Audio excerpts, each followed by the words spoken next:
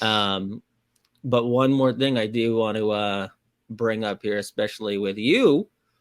Yep, I was going to bring it up anyway, so go for it. Okay. Well, why don't you set the table here, just because I know you're all fired up. I mean, at this point, I'm not even fired up. At this point, I'm just defeated. Yeah, I don't really give a shit. Like, I'm just, at this point, it is what it is. Writing's on the wall. You see Wild go back to the well with the 11-7 approach. And who's the odd man out watching from the press box? It's Mr. Calen Addison. And, I mean, at this point now, I'm just wondering, like, is he just gone before the draft? Is he shipped out? Do they actually have plans for him next year? And if so, why are they dogging him so bad? I don't know. At this point, I'm just kind of in submission. I can't imagine they'd be looking to move him, but and why would you be treating him like this? I don't know. I gotta tell you, like I said it last night, John Klingberg might be one of the funniest defensemen I have ever watched play. The second the Wild lose possession, he is instantly living on another planet. Like, so funny. I swear, I said it too last night. I was like, if hockey was played with no boards, the second they lost possession, he would just start gliding into another zip code. Like, he's just like, all right, this is a stoppage. No, John, the play is still going on. The other team just has the puck. Like, I think it was right before. No, it was I think it was the Gustafson double save. Like, the entire sequence happened because the Wild lost the puck, and Klingberg, for whatever reason, just decided to skate to the corner and like left three dudes in the middle of the ice wide open, and obviously got absolutely torched by a stretch pass. It's like, bro, where the fuck are you going? It's Dude, you gotta send me that video so we can just do the whole like controller turned off gif with it. He literally it was, and then like the puck goes by, he's like, oh shit. Like, it's like he forgot that the game was actually going on. Oh god, it's so funny. And it's got to be brutal for Addison just sitting up there like, bro, I can do that. Like, like no problem.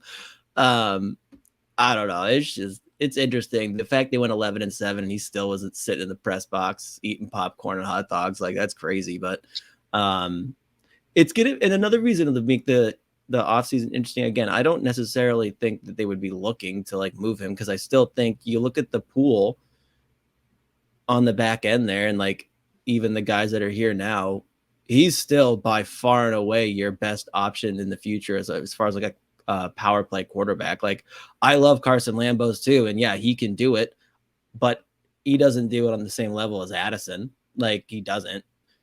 Does Klingberg really bring that much more? My whole argument. No, I'm saying moving forward. No, I understand, but I'm saying even right now, like, you are not a team that's like, yep, we just added Klingberg because that's our final piece to win the Stanley Cup this year. Right. He didn't really improve you that much, and like you're pointing out now, like, he's hilarious to watch, and he's definitely fun offensively. He's as much, if not more, of a liability defensively than Calen Addison. Why, if you think that this is a guy that's part of the future with this team, would you literally just staple him to the press box and say, yeah, just sit here and watch, instead of actually developing and being better for the future? Like, I don't know.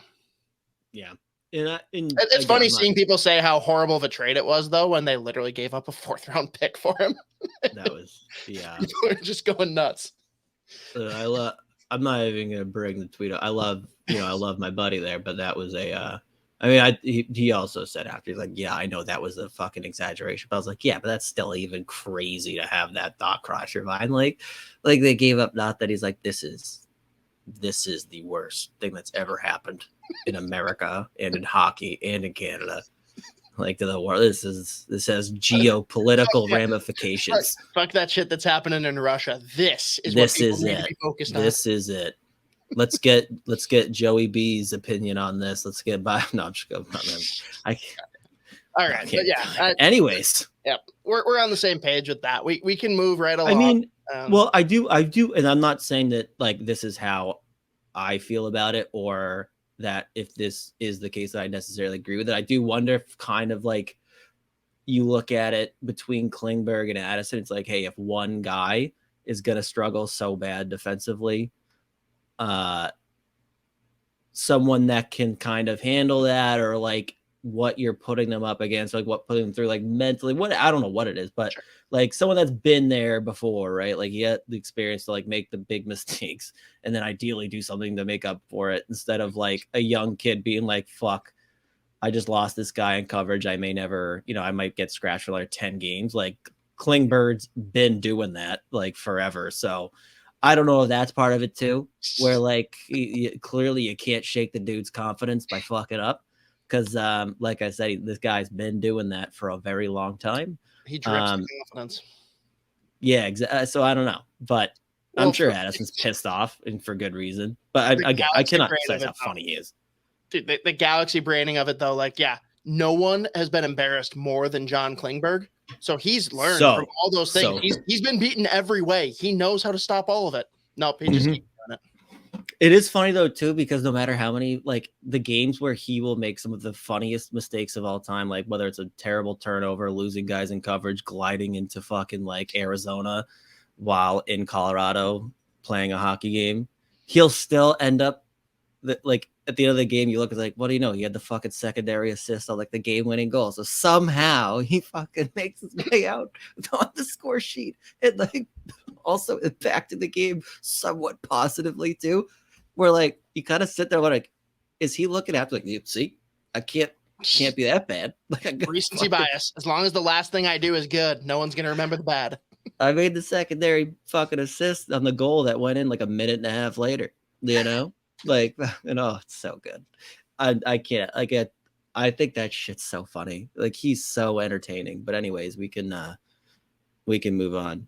The vibes are good in Minnesota.